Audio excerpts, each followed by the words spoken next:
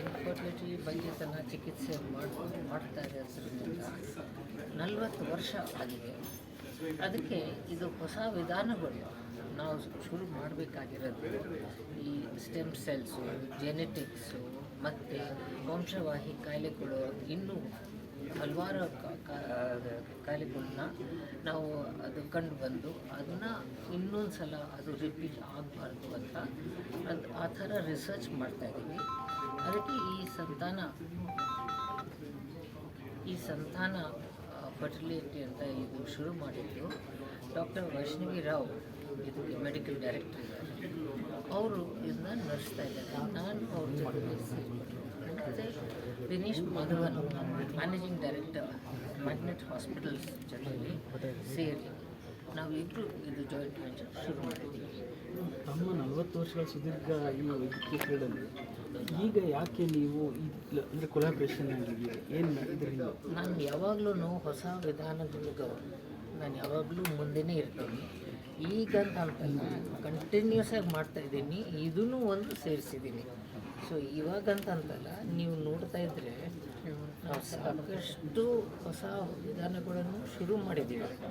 ಇದನ್ನು ಒಂದು ಅದಕ್ಕೆ ಡಿಸಿಷನ್ ಇದೆ. ನಾವು ಇವತ್ತಿನ ಈ ಒತ್ತಡದ ಜೀವನದಲ್ಲಿ ಈ I T field logo down ಮಾಡಿ ಅವರಿಗೆ ಫರ್ಟಿಲಿಟಿ ವಿಚಾರದಲ್ಲಿ ಒಂದು ಏಜ್ ಫ್ಯಾಕ್ಟ್ರ್ ಜೊತೆಗೆ ವರ್ಕ್ ಸ್ಟ್ರೆಸ್ ಅನ್ನೋ ಅದು ತೊಂದರೆ ಆಗುತ್ತಾ? ವರ್ಕ್ ಸ್ಟ್ರೆಸ್ ಅಂತ ಎಲ್ಲರಿಗೂ ಅಫೆಕ್ಟ್ ಆಗುತ್ತೆ. ಯಾಕಂದರೆ ಈ ಸ್ಟ್ರೆಸ್ ಅಂತ ಏನಿದೆ ಅದು ಸ್ವಲ್ಪ ಜಾಸ್ತಿ ಅಂತ ಏನಿಲ್ಲ. ಅದು ಸ್ಟ್ರೆಸ್ನಿಂದ ಮಧುಮೇಹ ಕಾಯಿಲೆ ಮತ್ತು ಬ್ಲಡ್ ಪ್ರೆಷರ್ ಕಾಯಿಲೆ ಮತ್ತು ಈ ಕೊಲೆಸ್ಟ್ರಾಲು ಮತ್ತು ಇದು ಬೊಜ್ಜು ಇವೆಲ್ಲನೂ ಸೇರಿಕೊಂಡು ಅದು ಬಂಜೆತನಕ್ಕೆ ಎಫೆಕ್ಟ್ ಆಗುತ್ತೆ. ಈಗ ಎಷ್ಟೋ ಕಪಲ್ಸ್ ತಮ್ಮ ಇದಕ್ಕೆ ಬರ್ತಾರೆ ಹಾಸ್ಪಿಟಲ್ಸ್ಗೆ. ಆವಾಗ ಕಪಲ್ಸ್ಗೆ ಏನು ನೀವು ಇದ್ರ ಬಗ್ಗೆ ವಿಚಾರಿಸಿ, ಅಂದರೆ ಈಗ ನ್ಯೂ ಜನ್ರೇಷನಲ್ಲಿ ಫರ್ಟಿಲಿಟಿಗೆ ತಗೊಳ್ಬೇಕಾದ ಇನ್ಸ್ಟ್ರಕ್ಷನ್ಸ್ ಬಗ್ಗೆ ಏನು ಹೇಳ್ತಿರೋದು ಅವ್ರಿಗೆ ತಿಳಿ? ಫಸ್ಟ್ ಅವರು ಇನ್ಫರ್ಟಿಲಿಟಿಗೆ ಅಂತ ಬಂದರೆ ಅವ್ರಿಗೆ ಫಸ್ಟು ಕಾರಣಗಳು ಹುಡ್ತೀವಿ. ಆ ಕಾರಣಗಳಲ್ಲಿ ಇವಾಗ ಅವರು ನಾರ್ಮಲ್ ಆಗಿ ಕನ್ಸೀವ್ ಆಗ್ಬೋದಾದರೆ ಅವ್ರು ಬೊಜ್ಜಿದ್ರೆ ಅವ್ರಿಗೆ ಬೊಜ್ಜು ಕಮ್ಮಿ ಮಾಡಿ ಅಂತ ಹೇಳ್ತೀವಿ. ಡಯಟಿಷನ್ ಹತ್ರ ಕಳಿಸ್ತೀವಿ.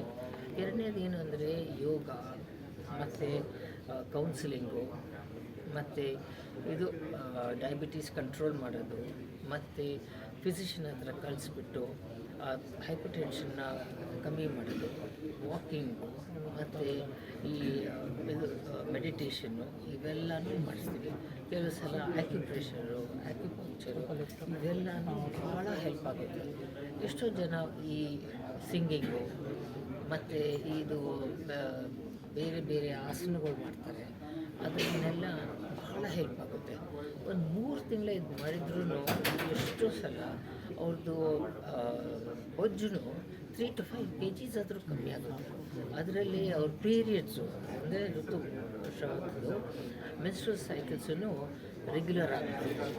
ಕೆಲವು ಸಲ ಪಾಲಿಸಿಸ್ಟಿಕ್ ಓವರೀಸ್ ಅಂತ PCO ಅಂಥವ್ರಿಗೂ ಅಷ್ಟೇ ಒಂದು 10% ಅವ್ರ 5% ವೇಟ್ ಕಮ್ಮಿ ಆದ್ರೂ ಅವ್ರ ಪೀರಿಯಡ್ಸ್ ಸರಿಯಾಗಿ ಆಗುತ್ತೆ.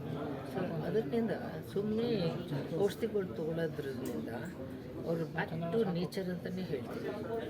ಈ ಥರದ್ದು ಕರೆಕ್ಷನ್ಸ್ ಮಾಡಿಕೊಂಡ್ರೆ ಅವರು ಡಯಟ್ನಲ್ಲಿ, ಎಕ್ಸಸೈಸ್ನಲ್ಲಿ ಅವರು ತಾನೇ ಕನ್ಸೀವ್ ಆಗ್ತಾರೆ. ಮೇಡಮ್, ಈ ಟೆಕ್ನಾಲಜಿ ವೈಸ್ ನೋಡಿದಾಗ ಈ ಚೈನೀಸಲ್ಲಿ ಹೇಳಿದ್ರು ಯೂಸ್ ಮಾಡಿಕೊಂಡು ಹೆಲ್ತಿ ಮಗು ಆಯ್ತು. ಸೊ ಆ ಒಂದು ಟೆಕ್ನಾಲಜಿ ಇಂಡಿಯಾದಲ್ಲೂ ಕೂಡ ಬರುತ್ತಾ? ಮತ್ತು ಬರುತ್ತೆ. ಅದು ಸಾಕಷ್ಟು ಜನನೂ ಪ್ರಾಕ್ಟೀಸ್ ಮಾಡ್ತಾರೆ. ಬಟ್ ಏನಂದರೆ ತುಂಬ ಬೇಗನೆ ಆಗಬೇಕಂತಂದ್ರೆ ಆಗಲ್ಲ.